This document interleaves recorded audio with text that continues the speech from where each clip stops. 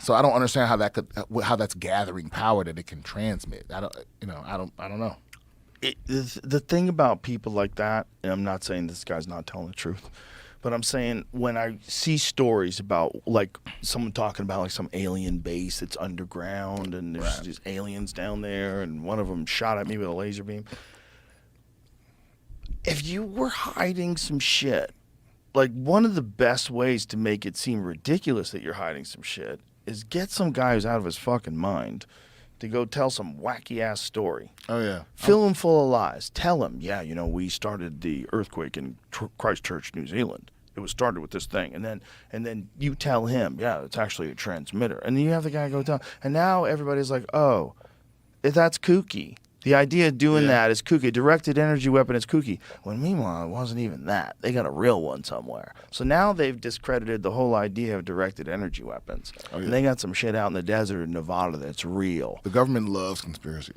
I mean, why wouldn't they? If I was running some top secret program like a directed energy weapon, I would have someone give them bad information, give them fake stories, and then have them go expose it. Yeah. Like have someone who's like most likely to blab, and then have that person give them this knucklehead story, and then he goes out and says it, and then everybody researches it. You just tell Roseanne. Just tell Roseanne of the secret. Man. Tell her right before she goes on stage. Yeah. There's a direct energy weapon. Yeah, it's it's one of those things, man. It's like I have no fucking idea what they're capable of doing. See that right there? That's the red flag to me. Just the bio on this website. This is a little red flaggy. A self-educated research investigator. Fuck out of there. That's worse than homeschooling. That takes from his many odd life experiences and connects with others. Eric was raised on Long Island. Okay. Yep. Part of the Stargate project run by the CIA and the DIA. As a child. What? His childhood included being part of the Stargate project run by the CIA DIA. Later on, he had experiences in the submarine service. Following that, he became a plumber for some of the wealthiest people in the world back on Long Island. What? That's a weird turn of events. In 2010, Eric took a contract to work at the South Pole Station for a year.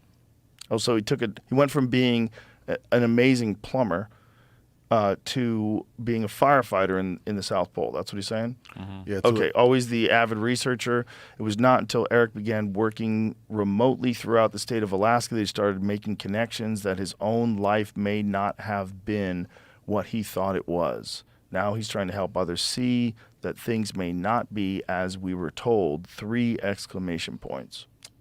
Yeah. See, this is the thing, man.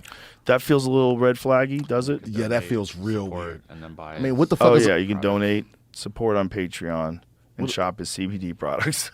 Yeah, what is a Does he have an self-educated NFT? research? Well, I don't know. Yeah. Yeah. Well, the thing is, it's like maybe he's telling the truth. Maybe. But it's like, would you trust a self-educated doctor? But if I wanted to obscure the truth, I would tell everything to a wacky dude. Yeah, man. See, that's what's going to kill us. It's the death of truth. We can't tell what's true. Look, maybe that guy's honest. Maybe he's telling the absolute truth. And maybe it's so crazy that we think that he's a loon because the story sounds impossible. The story sounds impossible that they would hide some sort of a directed energy weapon in some beautiful project to try to detect neutrinos. Right? You would think that would be a really good way. Yeah, but at the same time, it's like, But could they do both things? We're too stupid. Why would you have to hide anything in the South Pole? I mean, ain't nobody going down Nobody's there. looking because that's a good place to do it.